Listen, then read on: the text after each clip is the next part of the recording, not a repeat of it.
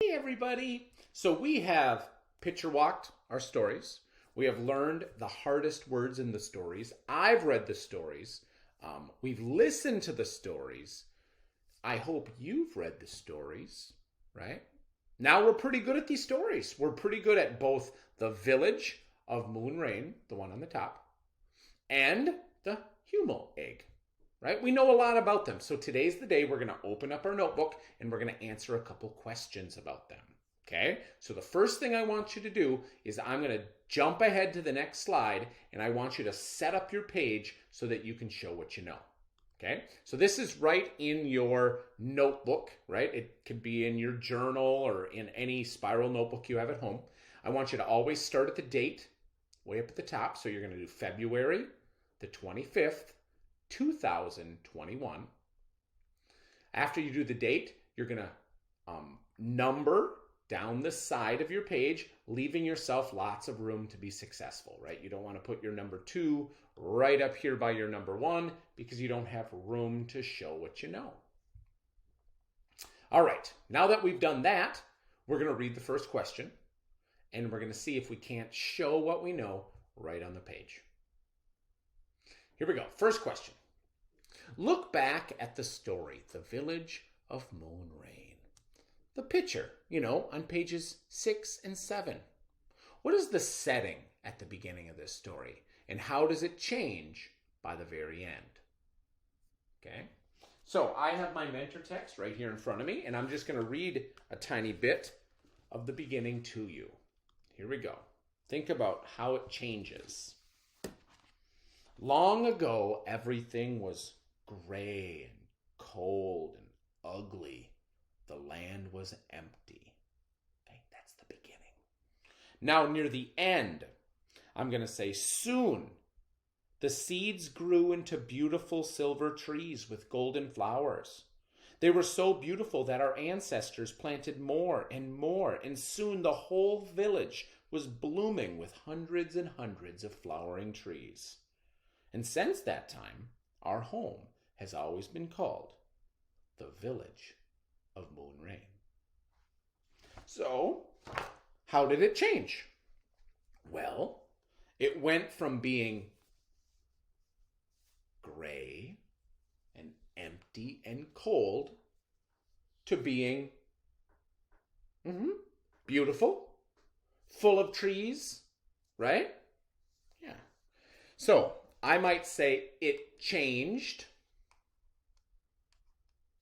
Whoa, am I writing in white? There we go.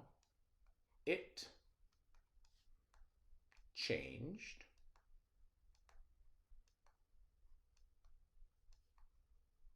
from cold and empty. Whew! I barely made it. Now I'm out of room though. Oh, I can go down to the next line because I have space to show what I know. See why I didn't, if I would have put my number 2 here. Yeah. It changed from cold and empty to beautiful flowers and trees to having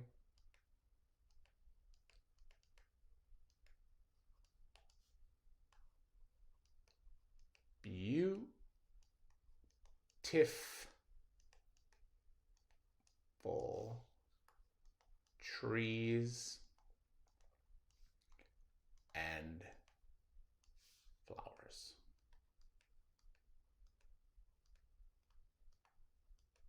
I think that explains it. Take a second, make sure you're all good to go as far as your answer. And it doesn't have to be exactly like mine, right? If you wanted to say something about the silver trees, or that long ago it was ugly, right? You could probably use your words in here just as well as mine.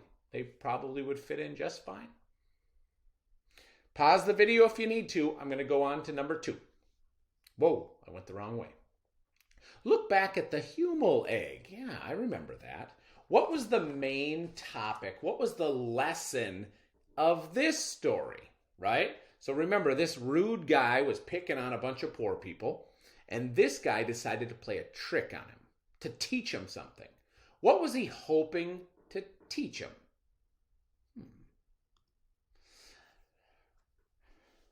The lesson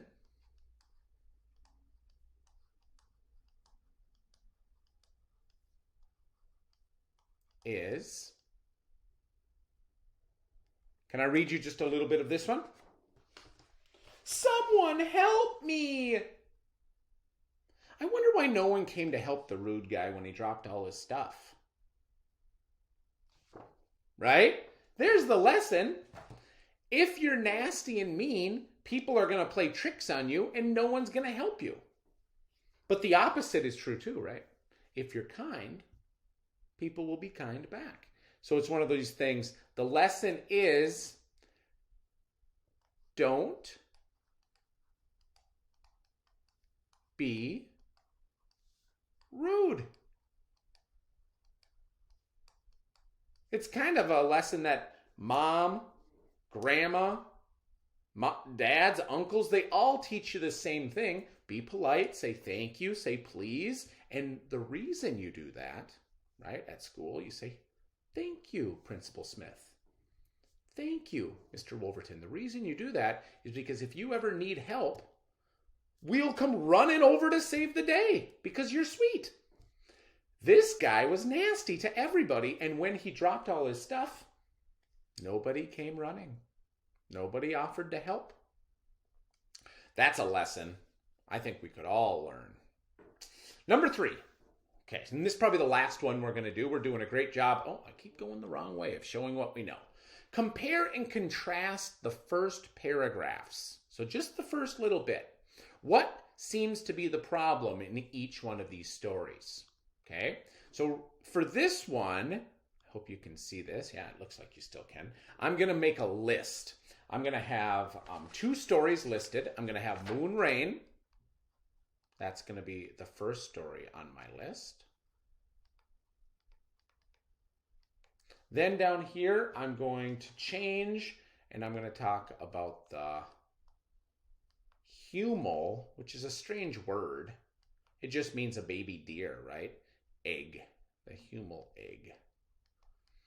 When we think about these stories, what was the problem in Moon Rain? The first paragraph says, "It's raining pearls," our ancestors said to each other. "Jewels from the moon." Right? And it goes on. So I think of the problem as our world's kind of empty and they find these weird puffballs, right? They think they're magic raindrops. They think they're jewels. So I'm going to say the problem is, what are these seeds? I think there's kind of a moral of the story there too. If you think about it, right? Sometimes you don't know till you try it. And it could be great. Yeah, I think there's something to be learned in that story too.